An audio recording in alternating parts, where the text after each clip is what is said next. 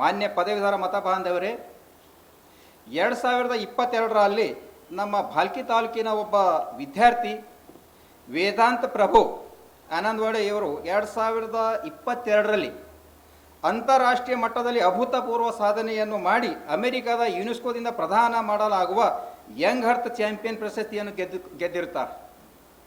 ಮತ್ತು ನಮ್ಮ ಭಾಲ್ಕಿ ತಾಲೂಕಿನ ಬೀದರ್ ಜಿಲ್ಲೆಯ ಮತ್ತು ನಮ್ಮ ಕರ್ನಾಟಕ ರಾಜ್ಯದ ಮತ್ತು ಭಾರತ ದೇಶದ ಹೆಸರನ್ನು ಅಂತಾರಾಷ್ಟ್ರೀಯ ಮಟ್ಟದಲ್ಲಿ ರಾರಾಜಿಸುವಂತೆ ಮಾಡಿರ್ತಾರೆ. ಆದರೆ ಇಲ್ಲಿವರೆಗೆ ನಮ್ಮ ಕರ್ನಾಟಕ ಸರ್ಕಾರ, ಅಂದು ಭಾರತೀಯ ಜನತಾ ಪಕ್ಷ ಸರ್ಕಾರವಿತ್ತು, ಇಲ್ಲಿವರೆಗೆ ಸದರಿಯಂತಹ ಪ್ರತಿಭಾವಂತ ವಿದ್ಯಾರ್ಥಿಯನ್ನು ನಮ್ಮ ಪದವೀಧರ ಕ್ಷೇತ್ರದಿಂದ ಚುನಾಯಿತಗೊಂಡ ಅಭ್ಯರ್ಥಿಗಳಿಂದಾಗಲಿ ಅಥವಾ ವಿದ್ಯಾರ್ಥಿಯನ್ನು ಸನ್ಮಾನಿಸಿ ಅಥವಾ ಸರ್ಕಾರದಿಂದಾಗಲಿ ಆ ವಿದ್ಯಾರ್ಥಿಯನ್ನು ಕರೆಸಿ ಸನ್ಮಾನಿಸಿ ಅಂತಹ ಪ್ರತಿಭಾವಂತ ವಿದ್ಯಾರ್ಥಿಗಳಿಗೆ ಮುಂದೆ ಸಾಗಲು ಪ್ರೋತ್ಸಾಹ ಕೂಡ ಮಾಡಿರುವುದಿಲ್ಲ. ಇಂತಹ ಅಭ್ಯರ್ಥಿಗಳನ್ನು ನಾವು ಪ್ರತಿಭಾವಂತ ಪದವೀಧರರು ಮತ ಚಲಾಯಿಸಿ ಚುನಾಯಿಸಬೇಕು. ಇದು ನಮ್ಮ ಪದವೀಧರ ಮತದಾರರು ಶೋಚನೀಯ ವಿಷಯವಾಗಿದೆ. ಈಗೀಗ ವಾಟ್ಸಪ್ನಲ್ಲಿ ಮತ್ತು ಸೋಷಿಯಲ್ ಮೀಡಿಯಾಗಳಲ್ಲಿ ಹರಿದಾಡುತ್ತಿದೆ ಏನೆಂದರೆ, ಭಾರತೀಯ ಜನತಾ ಪಕ್ಷದ ಬೆಂಬಲಿತ ಅಭ್ಯರ್ಥಿಯವರಾದ ಶ್ರೀ ಅಮರನಾಥ್ ಪಾಟೀಲ್ ಅವರು ಡಿಗ್ರಿನೇ ಹೊಂದಿರುವುದಿಲ್ಲ. ಶ್ರೀ ಅಮರನಾಥ್ ಪಾಟೀಲ್ ಅವರು ಡಿಗ್ರಿನೇ ಹೊಂದಿರುವುದಿಲ್ಲ, ಚುನಾವಣೆಗೆ ಸಲ್ಲಿಸಿರುವ ಶಪಥ ಪತ್ರದಲ್ಲಿ ಸುಳ್ಳು ಮಾಹಿತಿ ಸಲ್ಲಿಸಿದ್ದಾರೆ ಎಂದು ಪತ್ರಿಕೆಗಳಲ್ಲಿ ಮತ್ತು ಸೋಷಿಯಲ್ ಮೀಡಿಯಾಗಳಲ್ಲಿ ಹರಡುತ್ತಿದೆ. ತಾವೆಲ್ಲರೂ ನೋಡಿರಬಹುದು.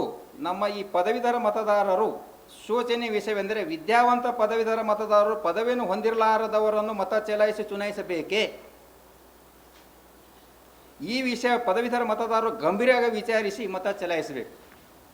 ಪದವೀಧರ ಮತ ಬಾಂಧವರೇ, ನಾನು ಸುಮಾರು 23 ವರ್ಷಗಳಿಂದ ವಕೀಲಿ ವೃತ್ತಿಯನ್ನು ಮಾಡುತ್ತಾ ಜನಸಾಮಾನ್ಯರಿಗೆ ನ್ಯಾಯ ದೊರಕಿಸಿಕೊಡುತ್ತಾ ಬಂದಿರುತ್ತೇನೆ. ಈಗಲೂ ಸಹ ಜನಸಾಮಾನ್ಯರಿಗೆ ಕಾನೂನು ಅರಿವು ಮೂಡಿಸುವುದಕ್ಕೋಸ್ಕರ ಉಚಿತ ಕಾನೂನು ಸಲಹಾ ಕೇಂದ್ರವನ್ನು ನಡೆಸಿ ಜನಸಾಮಾನ್ಯರಿಗೆ ಉಚಿತ ಕಾನೂನು ಸಲಹೆ ನೀಡುವುದರಲ್ಲಿ ತೊಡಗಿರುತ್ತೇನೆ. ಪದವೀಧರ ಮತ ಬಾಂಧವರೇ, ನಾನು ಒಬ್ಬ ಪದವೀಧರರ ಸಮಸ್ಯೆಗಳನ್ನು ಪದವೀಧರರಿಗೆ ಮಾತ್ರ ಗೊತ್ತು.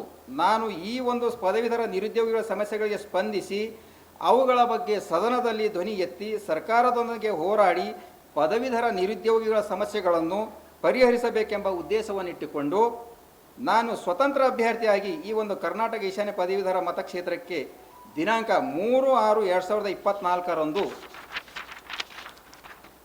ನಡೆಯಲಿರುವ ಚುನಾವಣೆಗೆ ಕಣಕ್ಕಿಳಿದಿರುತ್ತೇನೆ.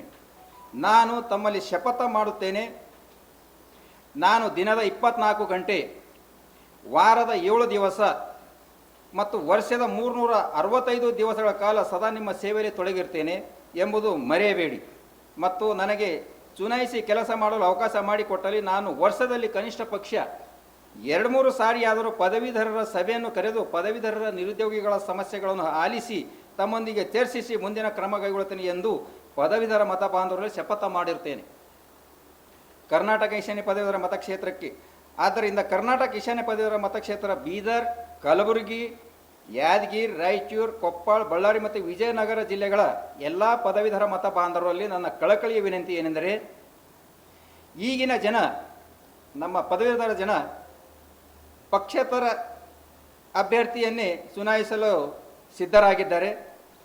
ಅವರು ಪಾರ್ಟಿದಿಂದ, ಇವರೇನು ಕಾಂಗ್ರೆಸ್ ಪಾರ್ಟಿದಿಂದಾಗಲಿ ಅಥವಾ BJP ಪಾರ್ಟಿದಿಂದ ಏನು ಅವರು ಗೆದ್ದು ಹೋಗ್ತಾರೋ ಅವರಿಂದ ಏನದಂತ ಅವರು ಮನಸ್ಸು ಹೋಗ್ತಾರೋ ಅವ್ರು ಯಾವುದೇ ಕೆಲಸ ಮಾಡಲಾರ ಸಲುವಾಗಿ ಏನದಂತ ಅವ್ರಿಗೆ ಸರಿಯಾಗಿ ಸ್ಪಂದಿಸದ ಕಾರಣ ಅವ್ರಿಗೆ ಏನದಂತಂದ್ರೆ ಮರೆತು ಬಿಟ್ಟು ಈಗ ಪಕ್ಷೇತರ ಅಭ್ಯರ್ಥಿಯನ್ನೇನೋ ಚುನಾಯಿತರಾಗಿ ತರಬೇಕು ಅನ್ನೋದೇನದಂತಂದ್ರೆ ಅವರು ದೃಢ ನಿರ್ಧಾರ ಮಾಡಿಕೊಂಡಾರ ಅಂತೇಳಿ ಅಂತ ಹೇಳುತ್ತಾ, ಜಿಲ್ಲೆಗಳ ಎಲ್ಲ ಪದವೀಧರ ಮತ ಬಾಂಧವರು ನನ್ನ ಕಳಕಳಿ ವಿನಂತಿ ಏನೆಂದರೆ, ದಿನಾಂಕ 3/6/2024 ನಡೆಯಲಿರುವ ಚುನಾವಣೆಯಲ್ಲಿ ಪಕ್ಷೇತರ ಅಭ್ಯರ್ಥಿಯಾದ ನಾನು ಅನಿಮೇಶ್ ಮಹಾರುದ್ರಪ್ಪ ಆನಂದಳೆ, ವಕೀಲರು, ಭಾಲ್ಕಿ, ಬೀದರ್ ಜಿಲ್ಲೆ, ಕ್ರಮ ಸಂಖ್ಯೆ 3ಕ್ಕೆ ತಮ್ಮ ಅಮೂಲ್ಯವಾದ ಪ್ರಥಮ ಪ್ರಾಶಸ್ತ್ಯದ ಮತವನ್ನು ನೀಡಿ ಆಶೀರ್ವದಿಸಿ ಪದವೀಧರ ಮತಕ್ಷೇತ್ರ ಅಭಿವೃದ್ಧಿಗಾಗಿ ದುಡಿಯಲು ಅನುವು ಮಾಡಿಕೊವೆಂದು ತಮ್ಮಲ್ಲಿ ಈ ಒಂದು ಪತ್ರಿಕೋದ್ಯಮ ಮತ್ತು ಮಾಧ್ಯಮಗಳ ಮೂಲಕ ತಮ್ಮಲ್ಲಿ ಕಳಕಳಿಯ ವಿನಂತಿಯನ್ನು ಕೇಳಿಕೊಳ್ಳುತ್ತೇನೆ.